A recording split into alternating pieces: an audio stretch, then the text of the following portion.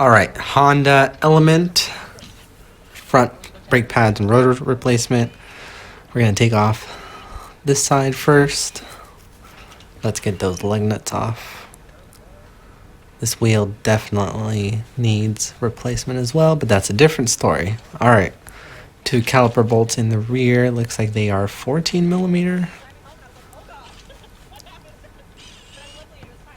Get those off quickly. Move this.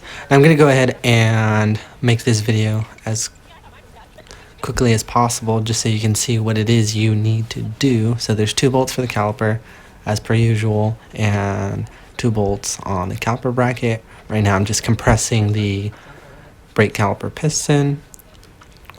When you do this, make sure to take some brake fluid out of the reservoir, or if you want to just keep on continuing, then put something underneath so that the overflowing fluid falls on there. But if you have something to suck it out, then go ahead and do that.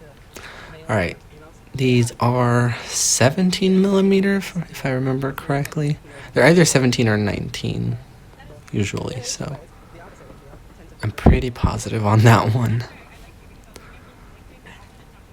All right, here we go. That's 1. That's 2.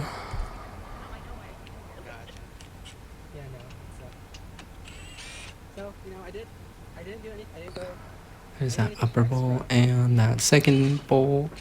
Come on, let's get this. Ta-da! All right. So this one came off easily. Here's the new one. This one does not have the 2 screws up front. It only has 1 for whatever reason, so we're just gonna go ahead and use that one. Sometimes, depending on what you buy, they come with replacements, but I hardly ever see it. If you're doing this back and forth a lot, it's nice to just buy a set of extras and just have them. But one will do what I need it to do for now.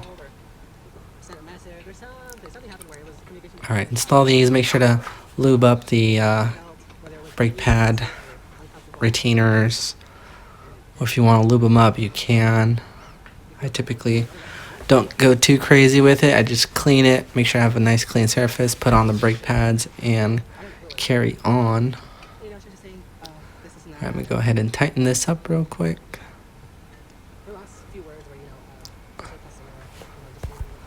Now, have I mentioned how I like these ratchets? I'm not going to say love, because they do have their own problems here and there, but they're relatively inexpensive, so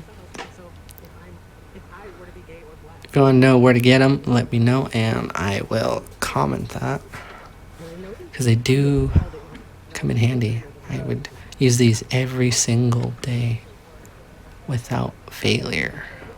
Alright, rear brake pad is on, front is on. Come on, get on in there. Alright, it's in. Now the caliper is already compressed, so I'm going to go ahead and slide that in. Ta-da! And tighten up those 2 bolts for the caliper.